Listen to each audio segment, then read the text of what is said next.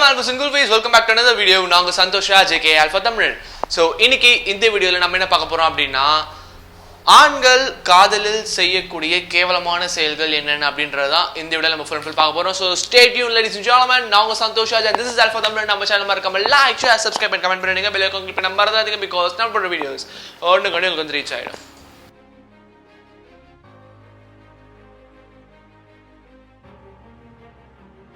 So first point என்ன அப்படினு பாத்தீங்கன்னா இப்போ நான் சொல்ல போற பாயிண்ட் வந்து பாத்தீங்கன்னா first loveக்கு வந்து ஒண்ணுமே அவ்வளவு பெருசா ஒரு எஃபெக்ட் இருக்காதுன்னு வெச்சுக்கோங்க பட் செகண்ட் loveக்கு it has got a very big effect ன்னு சொல்லலாம். பசங்களோட மென்டாலிட்டி பேசிக்கா என்னன்னு பாத்தீங்கன்னா தன்னுடைய गर्लफ्रेंड வந்து பாத்தீங்கன்னா நான் தொடறது தான் ஃபர்ஸ்டா இருக்கணும்.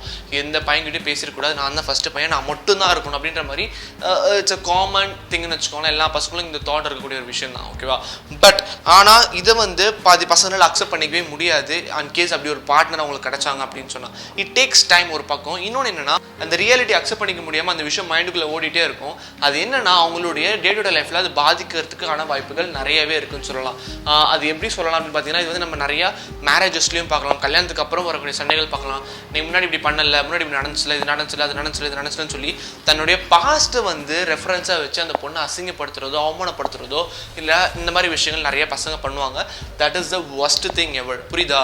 என்னைக்குமே ஒரு விஷயம் ஞாபகம் வச்சுக்கோங்க. நீங்க ஒரு பொண்ணோட பாஸ்ட் ரெஃபரன்ஸை வச்சு அந்த பொண்ணுகிட்ட நீங்க சண்டை போடுறீங்களோ பேசுறீங்களோ இந்த மாதிரி விஷயங்கள் நீங்க எது பண்ணாலுமே சரி your life is ruined. உன் வாழ்க்கை நல்லாவே இருக்காது. புரியுதா? ஏன் அப்படி சொல்றேன் அப்படின்னா அந்த பொண்ணு உன்னை நம்பி வந்த பொண்ணு. ஓகேவா? உனக்காக தான் ஃபேமிலியிலேருந்து எல்லாமே விட்டுட்டு வந்த ஒரு பொண்ணு. ஓகேவா? See, it's just a physical activity. ஓகேவா? இது வந்து ரொம்ப பெரிய எப்படி சொல்றது டிபெண்ட்ஸ் ஆன் யோர் மைண்ட் செட்னு தான் சொல்லணும்.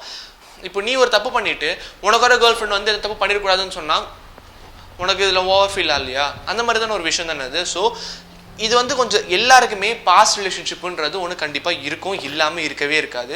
அதை ஃபர்ஸ்ட் நீங்கள் தெளிவாக புரிஞ்சுக்கோங்க. So try to accept it. And ஒரு சண்டை வரும்போது இந்த மாதிரி நீ முன்னாடி இப்படி பண்ணல, முன்னாடி நீ இப்படி தானே இருந்த, நீ கேவலமானவ, நீ இதெல்லாம் பண்ணிட்டு வந்திருக்கல, இது பண்ணிட்டு வந்திருக்கல, இத்தனை பசங்களோட ஊர் சுற்றி இருக்கல அப்படின்ற மாதிரிலாம் என்றைக்குமே வார்த்தைகள் விடாதீங்க. ஒரு மொமெண்ட் அவங்க வாழ்க்கையில் வந்து எப்படி சொல்றது ஒரு ஃபீல் பண்ணிடக்கூடாது. சரி இவனை நம்ம கல்யாணம் பண்ணி தப்பு பண்ணிட்டோமே, இவனை லவ் பண்ணி நம்ம தப்பு பண்ணிட்டோமே அப்படின்னு சொல்லி ஒரு மொமெண்ட் கூட அவங்க அந்த மாதிரி ஃபீல் பண்ணாத அளவுக்கு தான் நீங்கள் அவங்கள பார்த்துக்கணும். That is the basic responsibility of a men. புரியுதுங்களா? ஸோ அதுலேருந்து நீங்கள் வெளியே வரவே வராதிங்க. இந்த மாதிரி பாஸ்ட் ரெஃபரன்ஸை பற்றி வார்த்தையே விடாதீங்க. திங்ஸ் என்னன்னா it is your duty, it is must to know about your girl friends past but you should not make a reference in a conversation about it. புரியுதா? ரெண்டாவது விஷயம் என்னன்னா அவங்களுக்கு பிடிக்காத சில செயல்களை வந்து நீங்க ஃபோர்ஸ் பண்ணி பண்ண சொல்வீங்க அந்த விஷயம் உங்களுக்கு பிடிச்சிருக்குன்றதுக்காக. இது வந்து பார்த்தீங்கன்னா ரியலி டோட்டலி பேட் திங். ஏன்னா இப்போ உங்களுக்கு பிடிக்காத விஷயத்த நீங்க பண்ணுவீங்களா? பண்ண மாட்டீங்களா? So how can you expect them to do? புரியுதா? இப்போ அந்த விஷயம் நல்லதா இருந்துச்சுன்னா நீங்க அதை எக்ஸ்பிளைன் பண்ணீங்கன்னா அவங்களுக்கு அது புரிஞ்சதுன்னா கண்டிப்பாக அதை பண்ண தான் போறாங்க. பட் பிடிக்காத விஷயத்த நீங்க ஃபோர்ஸ் பண்ணி பண்ண வச்சு அவங்களோட ஹாப்பினஸ் தான் அவங்க ரூன் ஆகுது. புரியுதுங்களா? அவங்களுக்குன்னு ஒரு பர்சனல் ஃப்ரீடம் ஒன்று இருக்குது, பர்சனல் ஸ்பேஸ்னு ஒன்று இருக்குது. அதை எவ்ரி மேன் ஷுட் கிவ். புரியுதா? அந்த மாதிரி கொடுத்தாதான் உங்களுக்கு அது திரும்ப கிடைக்கும். இல்லைன்னு வச்சுக்கோங்களேன், இப்போ நீங்கள் அவங்க ஃபோனை வாங்கி செக் பண்ணிட்டு இருந்தீங்கன்னா அவங்களும் உங்கள் ஃபோன் வாங்கி செக் பண்ணுவாங்க. அவங்க ஜென்யூனாக தான் இருப்பான்னு வச்சுக்கோங்க. நீ ஜென்யூனாக இல்லைன்னா என்ன ஆகும்? ஒன்றும் இல்லை. பசங்க சண்டை போடுறதை விட பொண்ணுங்க சண்டை போட ஆரம்பிச்சாங்கன்னு வச்சுக்கோங்களேன், பசங்களோட மைண்டு டோட்டலாகவே கொலாப்ஸ் ஆகிடும். உங்களால் நிம்மதியாக ஒரு நிமிஷம் கூட வேலை செய்ய முடியாது. It's not an easy thing guys. It's really happen. ஒன்றும் இல்லை, வீட்டில் சண்டை போட்டு மறுநாள் அப்பா வீட்டில் எப்படி இருக்காங்கன்றது மட்டும் நீங்கள் பாருங்கள், ஆஃபீஸ் எப்படி இருக்காங்கன்றது மட்டும் நீங்கள் பாருங்கள். எல்லாருமே வளர்ந்து வந்திருக்கோம், நமக்கு எல்லாமே தெரிஞ்ச ஒரு விஷயம் தான் இல்லையா? ஸோ அதனால என்றைக்குமே ஒரு விஷயத்த பிடிக்காத ஒரு விஷயத்தை என்றைக்குமே ஃபோர்ஸ் பண்ணாதீங்க. ஃபார் எக்ஸாம்பிள் இந்த பையன்கிட்ட பேசுறது எனக்கு பிடிக்கல அப்படின்னு சொன்னால் யார் அந்த பையன் என்னன்னு பாருங்க, அவன் எந்த மாதிரி பேசுகிறான் அப்படின்றத பாருங்க. அவன் தப்பு பண்ணுறான், அவன் ஃப்ளர்ட் பண்ணுறான் அப்படின்னா உங்களுக்கு தெரிய வந்துச்சுன்னா நீங்கள் சொல்லுங்கள், அது தப்பு கிடையாது.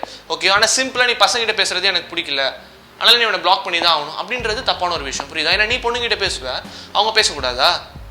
You should trust your girlfriend in this things man. புரியுதா? என்னதான் அவங்க 100 பசங்கிட்ட பேசினாலுமே சரி, புரியுதா? They know their priorities.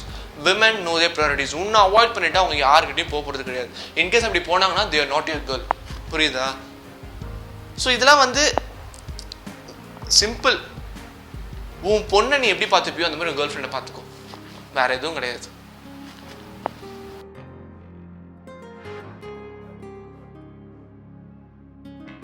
மூணாவது பாயிண்ட் என்ன பார்த்தீங்கன்னா இது வந்து கல்யாணம் ஆனாலும் சரி லவ்வர்ஸாக இருக்கும்போதும் சரி பசங்க பண்ணக்கூடிய நிறைய மிஸ்டேக்ஸ் இதுதான். என்னன்னா ரொமான்ஸை வந்து ஃபோர்ஸ் பண்ணி வாங்குறது, அது எந்த விதமான ரொமான்ஸாக இருக்கட்டும் சரி, புரியுதுங்களா? என்றைக்குமே romance is all about emotions, ஓகேவா?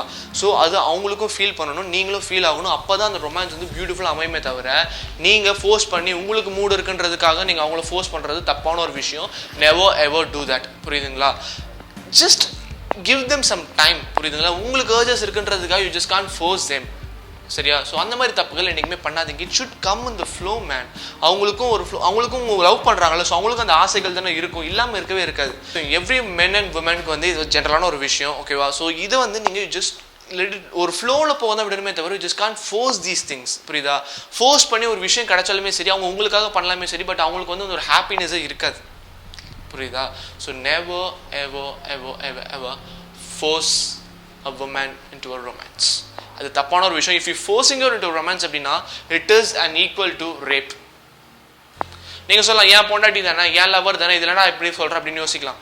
ஒரு பொண்ணை அவங்க விருப்பம் இல்லாமல் நீங்கள் தொடுறதுன்றது கைண்ட் ஆஃப் தப்பான ஒரு விஷயம் தான். You cannot do that. So never ever do that. Alpha மேல் எனக்கு அப்படி பண்ண மாட்டோம். ஸோ நீங்கள் ஆல்ஃபா மேல்னு எனக்கு தெரியும். ஸோ நீங்களும் பண்ண மாட்டீங்கன்னு நான் நம்புகிறேன்.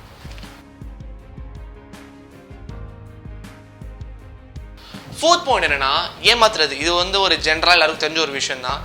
அட் டைமில் 4 பொண்ணுங்களை மெயின்டைன் பண்ணிட்டு இருக்கிறது, இந்த மாதிரி சீட் பண்ணுறது, நிறைய விஷயங்கள் நமக்கு தெரிஞ்ச ஒரு விஷயம் தான். திங்கஸ் என்னன்னா, உங்களை நம்பி ஒரு பொண்ணு வந்துட்டான்னு சொன்னால் அந்த லவ் ட்ரூவாக இருக்குன்னு உங்கள் மனசு ஒன்று சொல்லும், சரியா? அது தெரிஞ்சு நீங்கள் ஒரு பொண்ணை வாண்டடாக எடுத்து 4-5 பொண்ணுங்கிட்ட பேசி ஃப்ளோட் பண்ணுறீங்கனாலே அதுவும் ஒரு கேவலமான ஒரு தவறான செயல் தான். ஸோ அதை என்றைக்குமே பண்ணாதீங்க, புரியுதுங்களா? ஸோ இன்கேஸ் நீங்கள் அப்படி பண்ணிகிட்டே வந்துட்டு இருந்தீங்க அப்படின்னா ஒரு நாள் அந்த பொண்ணு ஃபெட்டப் ஆகி நீ இவ்வளோ கேவலமாக இருக்க, எனக்கு நீ வேணாம் அப்படின்னு சொல்லி தூக்கி போட்டு போச்சுன்னு வச்சுக்கோங்களேன், நீங்கள் ஃப்ளோட் பண்ண எந்த பொண்ணுமே வந்து உங்கள் கூட இருக்காது.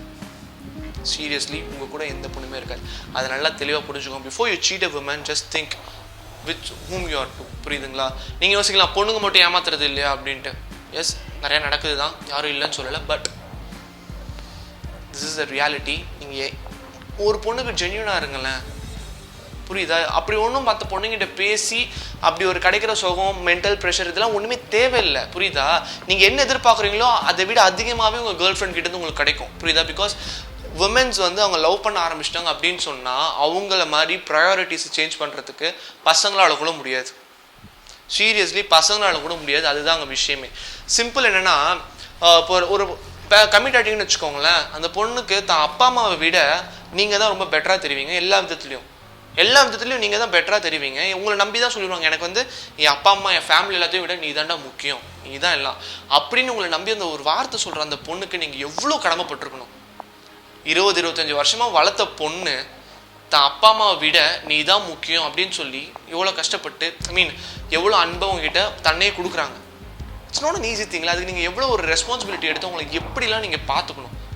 That's a very important thing. You should never ever ever cheat a woman, புரியுதுங்களா? நல்லா ஞாபகம் வச்சுக்கோங்க.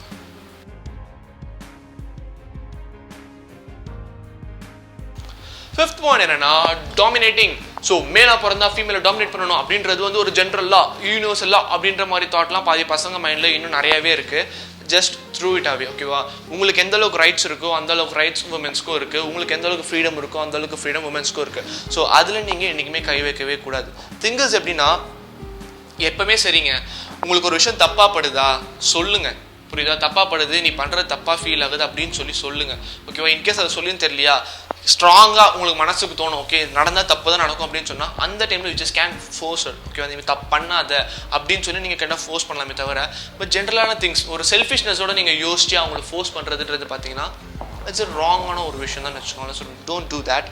திங்ஸ் என்னென்னா, ஆனா பிறந்த பொண்ணை டாமினேட் பண்ணுன்ற விஷயம்லாம் கிடையாது, புரியுதுங்களா? இப்போ ஒரு ஐடி கம்பெனி எடுத்துன்னு வச்சுக்கோங்களேன், இவன் கீழே தான் இருப்பான், அவங்க ஒரு மேனேஜர் பார்த்தீங்கன்னா வேறு லெவலில் இருப்பாங்க, லேடியாக இருப்பாங்க. ஸோ மேனேஜர்கிட்ட திட்டு வாங்குறான்னா விமன் டாமினேட்டிங்னு எடுத்துக்கலாமா? ஸோ அந்த மாதிரி ஜென்ரேஷன்ஸ்லாம் தாண்டி போயாச்சு, சரி புரியுதா? ஸோ நீங்கள் சண்டை போட்டிங்கன்னா பதிலுக்கு அவங்களும் சண்டை போடுவாங்க, நீங்கள் பேசுனா பதிலுக்கு அவங்களும் பேசுவாங்க, ஆர்குமெண்ட்ஸ் வளர்ந்துட்டே தான் இருக்கும், புரியுதுங்களா? ஸோ ரிலேஷன்ஷிப் பொறுத்த வரைக்கும் இப்போ எப்படின்னு வச்சுக்கோங்களேன், பசங்க எப்பவுமே கொஞ்சம் காஷியஸாக தான் இருக்கணும், புரியுதா? ஏன்னா உண்மையாக லவ் பண்ணுற பொண்ணு டக்கு நீங்கள் ஓவராக டாமினேட் பண்ண ஆரம்பிச்சுன்னு வச்சுக்கோங்களேன், they are standing all alone in their legs, புரியுதுங்களா? அவங்களும் தனியாக சம்பாதிக்கிறாங்க, இந்த உலகத்தில் தனியாக ஃபேஸ் பண்ணிட்டு தான் வந்துட்டு இருக்காங்க. ஸோ தே ஆர் க்ரோயிங், வேற லெவலில் பசங்களோட க்ரோ ஆகிட்டு இருக்காங்க. ஸோ நீங்கள் அந்த டைமில் வந்துட்டு நீ இது பண்ணாத அது பண்ணாத இது பண்ணாத அப்படின்னு சின்ன பசங்க மாதிரி பேசுறதுன்னு வச்சுக்கோங்களேன், போடா நீயும் உன் லவ் நீ எல்லாம் இருக்க தெரியாதா? எனக்கு தெரிஞ்சு எத்தனையோ கேர்ள்ஸ் வந்து பார்த்தீங்கன்னா தன்னோட கரியருக்காக கல்யாண லைஃபே தூக்கி போட்டு வந்தவங்களும் இருக்காங்க, புரியுதுங்களா? So it's not that easy. You should always be cautious. You should take effort daily to make your love. புரியுதுங்களா? அந்த லவ்வை வந்து ஸ்ட்ராங் பண்ணிகிட்டே இருக்கிறதுக்கு நீங்கள் எஃபர்ட் எடுத்துக்கிட்டே இருக்கணும். அப்போ தான்.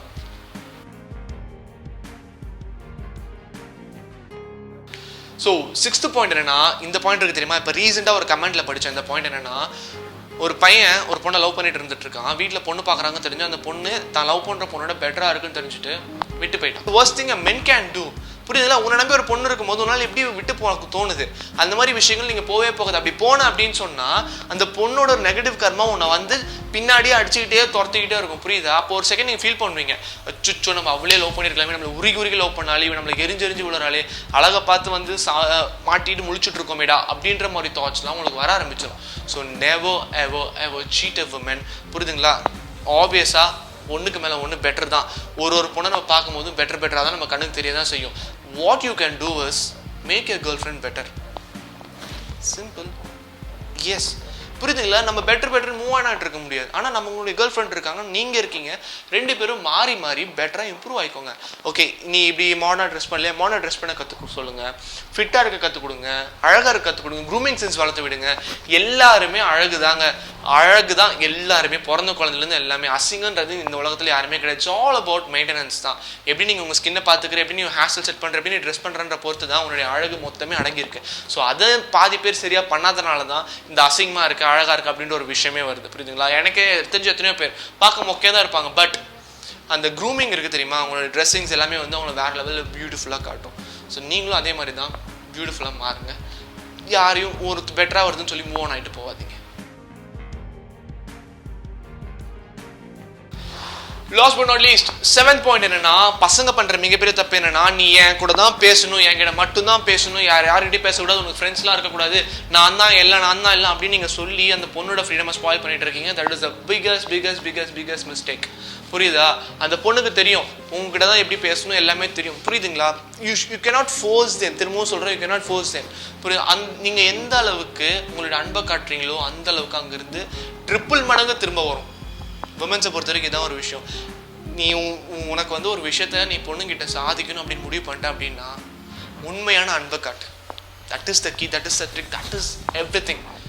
ஜென்யூனா நீ அந்த பொண்ணு உண்மையாக லவ் பண்ணுற அப்படின்னு சொன்னால் அந்த உண்மையான லவ்வை எந்தெந்த விதத்தெல்லாம் காட்ட முடியுமோ அந்த விதத்தெல்லாம் காட்டு. You will get every thing in your life. அவங்க எல்லாமே கேட்காமே தருவாங்க உங்களுக்கு. புரியுதுங்களா? அதை விட்டுட்டு தேவையில்லாமல் சண்டை போட்டுக்கிட்டு இந்த பையன்கிட்ட பேசாத, அந்த பையன்கிட்ட பேசாத, இது பண்ணாத, அது பண்ணாத, தட் இஸ் ராங் ஆக்சுவலி. ஏன்னா நீங்கள் எந்த பொண்ணுகிட்டே பேசினதே இல்லையா? Just think. புரியுதுங்களா? இது வந்து ஒரு நார்மலான விஷயம். கோயிலில் படிச்சுட்டு வர ஒரு பொண்ணு வச்சுக்கோங்களேன், ஸ்கூலில் பசங்கிட்ட பேசலையா?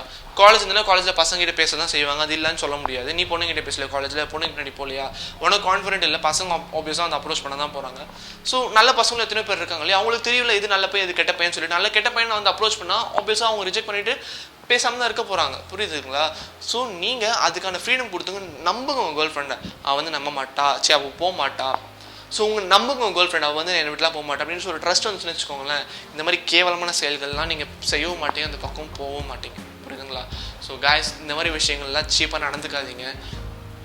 இன்னும் வாழ்க்கையில் நம்மளாம் நிறைய பார்க்க வேண்டியது இருக்குது. தேவையில்லாத விஷயத்தெல்லாம் கான்சன்ட்ரேட் பண்ணி கரியரை ஸ்பாயில் பண்ணி இந்த மாதிரி விஷயங்கள்லாம் பண்ணாதீங்க. ஏன்னா இந்த மாதிரி விஷயங்கள்லாம் நம்ம ஓவராக மைண்டுக்குள்ளே ஏற்றி தான் நம்ம செய்யக்கூடிய வேலைகளை நம்ம மறந்துடுறோம். அது தப்பான ஒரு விஷயம்.